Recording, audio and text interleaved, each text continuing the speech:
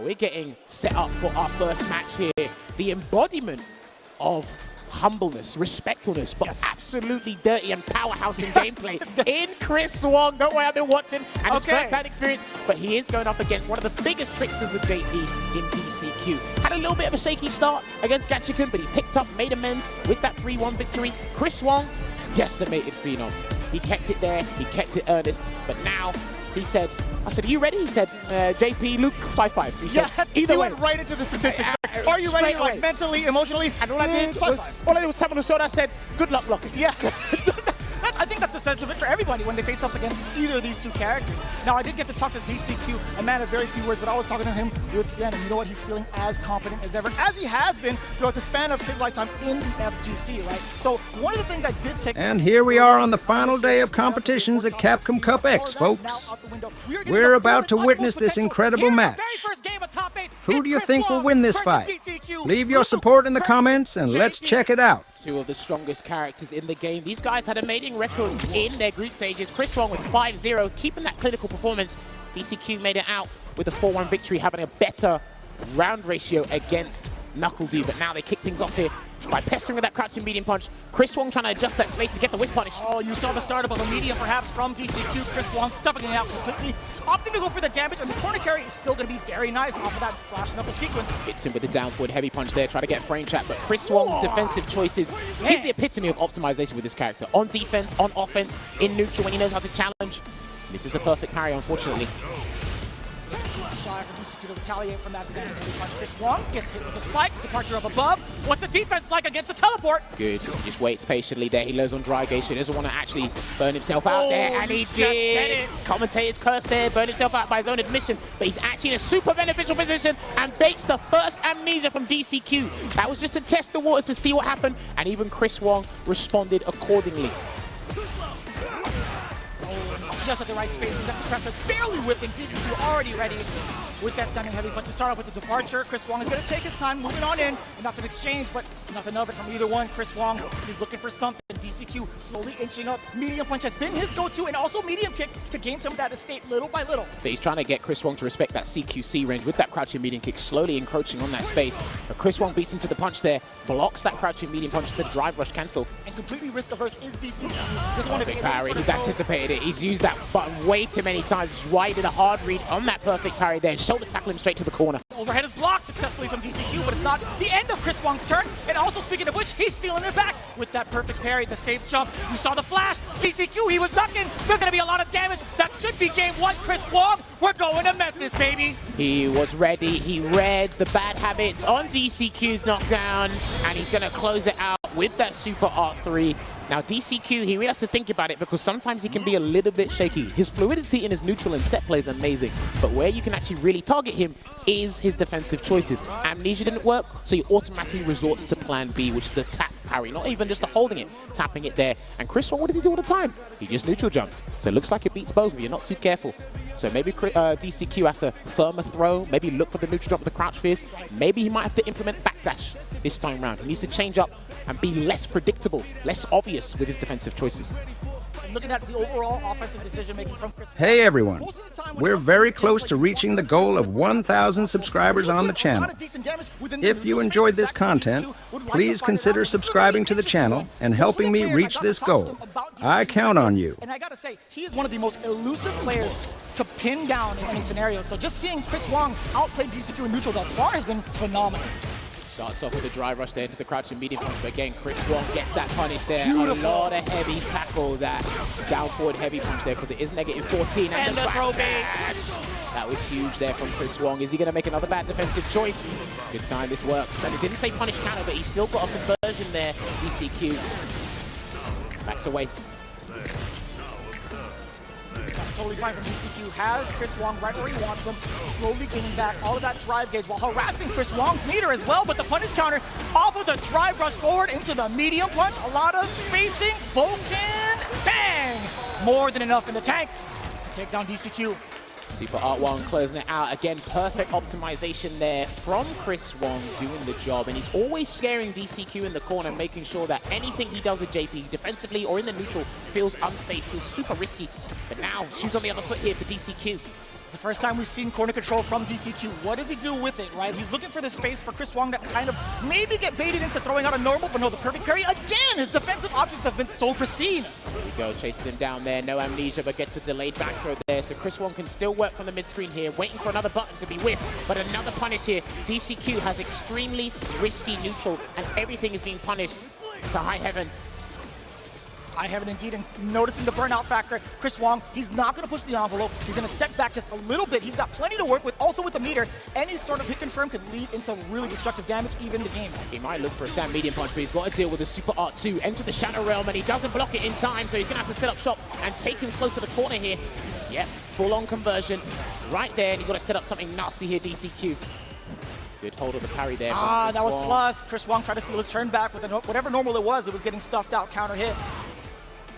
Just waiting there at the moment here. He's trying to wait Chris Wong to do an arbitrary drive rush or something to close the distance. Teleports, and wow, that could have been it. That actually could have been it there, but he's burnt out. And a level 3 should do it if he gets a button to connect. Yeah. And instead, it gets DCQ mid-air trying to jump away. But it's a Sandblaster just clipping him in the wings. So Chris Wong, either way, any sort of block string while in burnout could have led to significant chip damage. It would have been death either way because he had level 3 in stock. So that's 2 games to none for Chris Wong. But the biggest problem I've identified with DCQ at the moment is in that mid-range, he started pestering with the crouching medium kick to try and harass and make Luke panic, basically. But what Chris Wong has identified is, I'm not going to whiff normals that are super risky. Right. I'm going to use crouching medium punch, but then when I identified that this is what your strategy is, I will actually risk a perfect parry. And because he's tapping the parry and it's in neutral, you're not going to get there with the strongest normal that you want to, or even a knockdown for JP at that time. So DCQ's probably going to have to be a little bit more aggro. He probably doesn't want to do that. He might need to risk something, maybe play a bit more zoning game. Right now, Chris Wong has actually got him in the palm of his hands. He's made this whole cup thus far his stomping ground. Let's see if he can advance to the winner's final. It's really up to DCQ to turn up the heat on offense, but it's so difficult when Chris Wong is looking for every single option via projectile. Yeah. That suit's going to be everything for DCQ. Forward throw. He's willing to risk a down forward heavy punch, even if it gets punished, just to get that knockdown. Oh, that is significant. Yeah, drive rush cancel. Try to back off there, baiting a throw bait or even an amnesia. Yeah, you can see the priority for Chris Wong, right? He wants control just in case DCQ wants to jump out with a normal and also build up that drive gauge jet again for possibly an approach with drive rush for DCQ a little bit more active. No perfect parry there on the charge. Heavy flash knuckle. There's a crouching hard punch anti-air because we seldom see Chris Wong go for that jump. When he does land it, it pays off big. Still trying to get that drive rush cancel. And this is what we were talking about. This is exactly what we were talking about. He's got to be careful and try and harass him with Too far for the overhead attempt. DCQ making it hurt. A lot of damage inbound. Set him back near full screen in the mid-range too. Yeah, he has to respect that departure. Well, I like that he's letting it automatically detonate because he needs to walk forward and gain some ground because Chris Wong can basically eliminate the ground he's covered in a blink of an eye. No drive rush cancel. Reaching so far, and I like that. Just enough damage for DCQ now on the board. His life is on the line, at least from the winner's side. No reaction for the drive rush, crouch jab. DCQ, not even worried about it. Stand fierce into the Tourbillon. The Phantom walks away. And again, he doesn't really know the range to stand up to try and whiff punish because the backwards walk through for JP isn't as good as Luke's. JP's not a footsie-based character. He can swing his K normals, but not the back. The throw bait again! This is huge here, and he can't make a mistake. He's got to hold this one. He takes one grab. That's one spine buster. Just nice delayed jump there. No cross cut. Rising uppercut there from Chris Wong. And look at this, exuding such brilliant patience here. He's probably waiting for the sweep to come. That's why he's crouching. So scary as well. The double departure right above Chris Wong. What's going to be the play? That's a forward throw to start things off. DCQ, another one. Is he going to go for a third, Jammers? No, and that's it. He saw the backdash there, and here comes the juggle. Nice crouching fist. Keeps him there. Box him in. Badger him with all these normals. Level 2. This is tough. You got to hold that. Make your move. Oh, there's the grab. So he sacrifices the level 2 just for a little bit of damage, and that's going to be the game. That's going to be enough. That was the punish counter indeed. You saw the flash of the parry in DCQ. I love that sequence, by the way. Risking that level 2 immediately after the target combo, you have to force your opponent essentially to block the entire thing. But Chris Wong right now is still in a comfortable spot. But in some departments, DCQ might have to boil things down to chance. He might have to actually walk himself to the corner, bank on a perfect parry, or even a throw of some sorts to gain that ground and put Chris Wong in the corner because he needs to limit his options there. But the round start, drive rush suppressor does its magic. And this is what I'm talking about. He needs Chris Wong to come to him and turn it around. Almost got the drive rush. Fortunate for DCQ. letting the spikes do the work primarily, and again, sniffing it out. He does see the departure, reacts to it accordingly. Uppercut for the damage. Stays there, blocking it out. Don't lose that much drive gauge from blocking 3 lights. Walks his way back to the mid-screen. He cannot with a normal there. That's why he's blocked. Taking that grab. He's going to have to make a choice now. See it. What's the decision going to be? Chris Wong, he's one try brush away. Yeah, he's trying to perfect parry a Stalagmite to get in, but then DCQ's got to be careful using a Phantom. Standing medium punch. Yeah, playing the footsies. Can't jump either. Excellent decision making on defense. Parry covers up pretty much all the Phantoms that you want. Well, he might need a knockdown now. I don't know how he's going to get it, but he needs to do something to force the action. But Chris Wong is crouched. Oh my! Almost got it. Spine buster again. Drive up. The throw beat, and he's still trying to get it. I love the timing from Chris Wong. Baiting out the throw again against the machine. DCQ, a little bit of faulty errors on defense. Made him grab hot air there in that round, and it's already match point here for Chris Wong. No conversion there from the punish counter stand medium kick. But again, the patience that he's exhibiting to us right now against the purple haze in the neutral has been absolutely phenomenal thus far. Gets a punish counter throw. He needs that because he was looking for the button instead.